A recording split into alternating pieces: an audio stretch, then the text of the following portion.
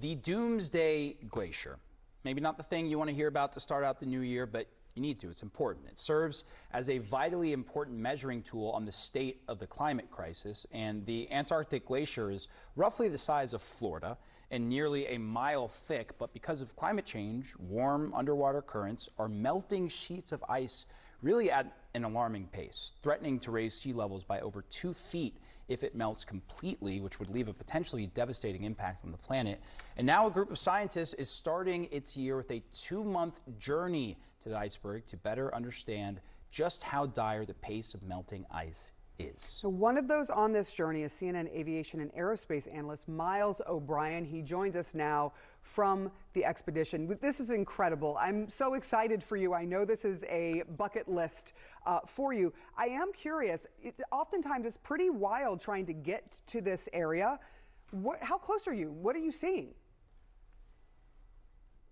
So right now, Sarah and Omar, we are on the 62nd parallel of latitude, and we're kind of going almost due east because the swing south is being dictated by what the sea ice looks like. We're on an icebreaker from the Korea Polar Research Institute, and the captain is very astute at getting through the ice, and he's been looking at the satellite images, and we're kind of doing an end around to make our way through the ice.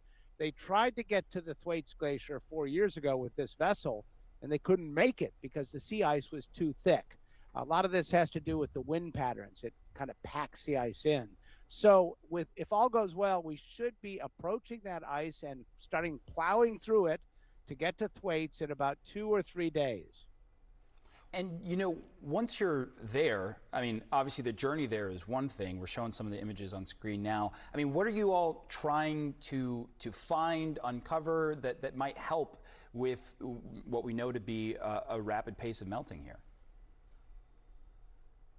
Yes, Omar, we know Thwaites is melting much faster than any other glacier in the neighborhood, so to speak, and it accounts for about 2 feet of sea level itself.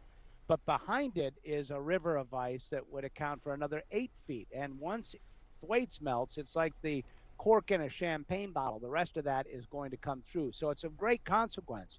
But no one has ever gotten a temperature reading right at the key spot where the glacier meets the land and meets the ocean. And so they're going to drill a hole at that spot, drop down every kind of instrument you could imagine, and then leave behind an instrument that will offer continuous data on temperature so they can finally get an idea of what's happening, how quickly it's being eaten away from below, and then make a forecast as to when it might really collapse. It really is a question of when, probably.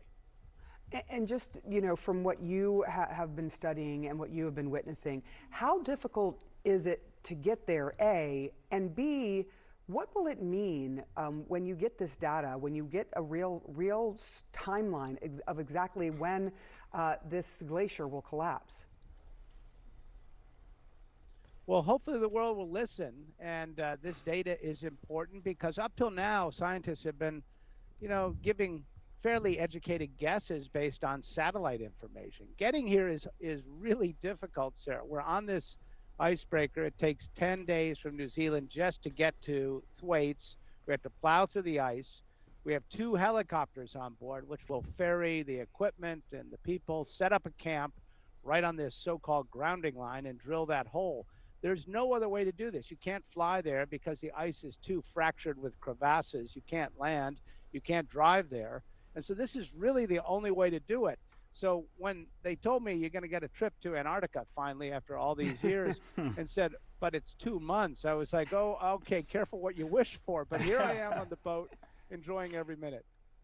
And, you're with a group there of researchers, and, you sort of talked about the difficulty in even getting to Antarctica to begin with. But can you just give us some context for the efforts that have taken place, not just in the Arctic and Antarctic areas, to try and study some of these places that have previously been deemed unreachable? Well, this is why I love this beat so much, Omar, is that, scientists will do anything to get their data, right? And here we are grinding our way through the Southern Ocean. It's kind of amazingly calm. I don't know if you can see behind me. It's like a lake, which is not what we expected, by the way.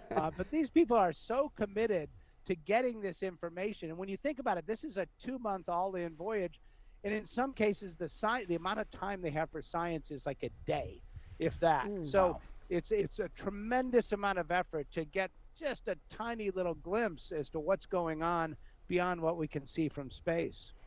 I don't want to sound like your mother, but what are you eating? Like, what's for dinner? A lot of kimchi. On the Korea vessel, we're eating a lot of kimchi. The food is fantastic. I will say I'm going to give them very high marks on TripAdvisor. It's excellent. We've done very well. Kimchi is really good for you. I love that stuff. I Yeah. can eat bowls of it. Yeah, I love yeah, it. you can't Miles get It O'Brien. is. It is. You I look feel good. great. Stay warm out there. Stay warm. Good luck. We'll check in with you soon. All right. Miles O'Brien, everyone. All right. That was really cool. I love that. I know.